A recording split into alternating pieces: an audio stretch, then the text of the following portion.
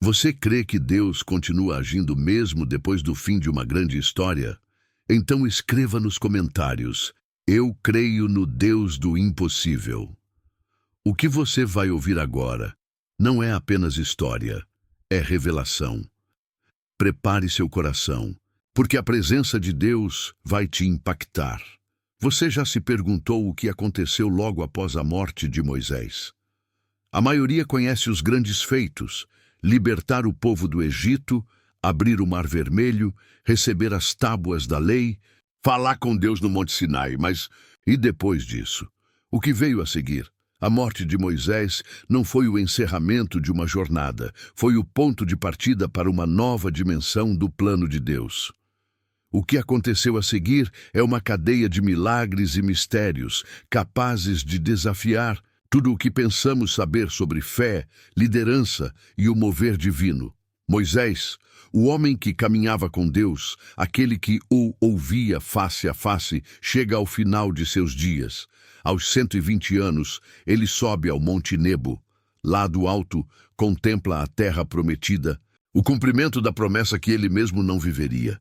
E ali, em silêncio, entrega seu espírito. Então algo surpreendente ocorre. A Bíblia afirma que o próprio Deus sepultou Moisés. Pare para pensar.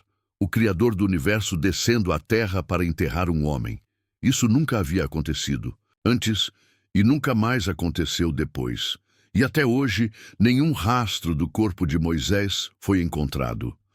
Mais de 3.400 anos de mistério.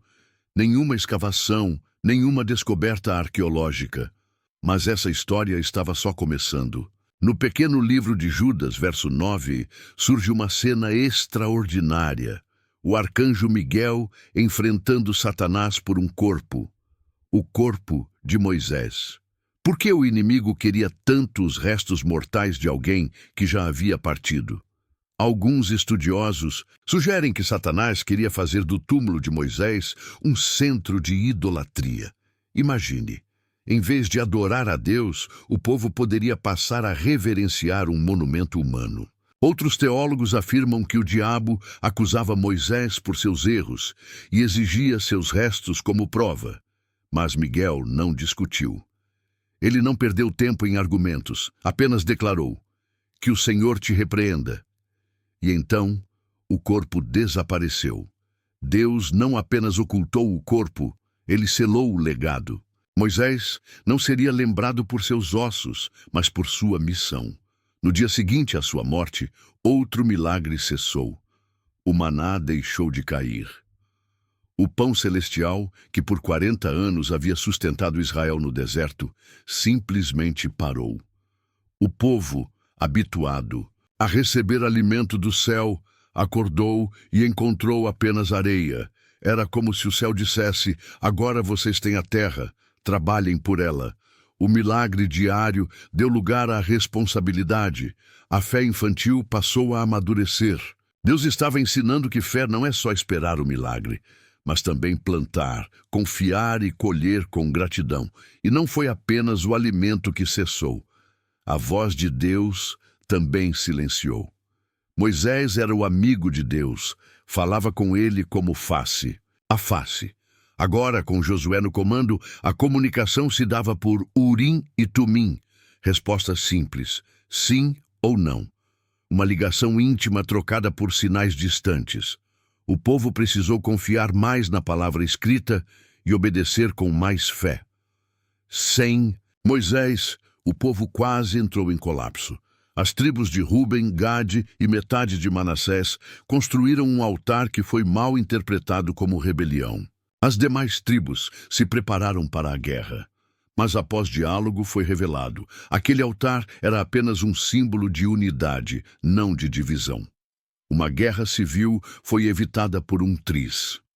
A ausência de Moisés escancarou a fragilidade da união. Cada tribo passou a agir por conta própria. Disputas surgiram por território, água, pasto. Josué precisou instituir um conselho de anciãos, uma forma primitiva de governo coletivo.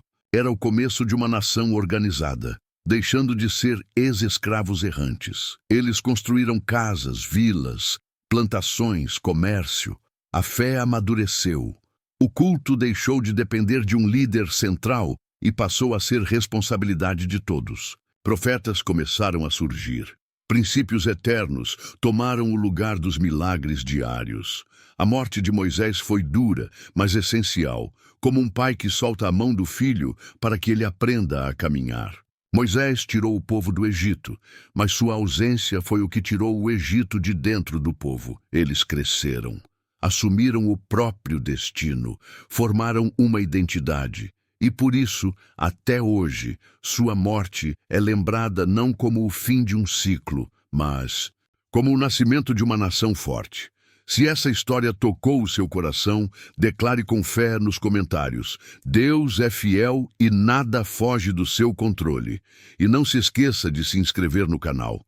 No próximo vídeo, você vai descobrir quem criou Deus e receber uma nova revelação que vai fortalecer ainda mais a sua fé.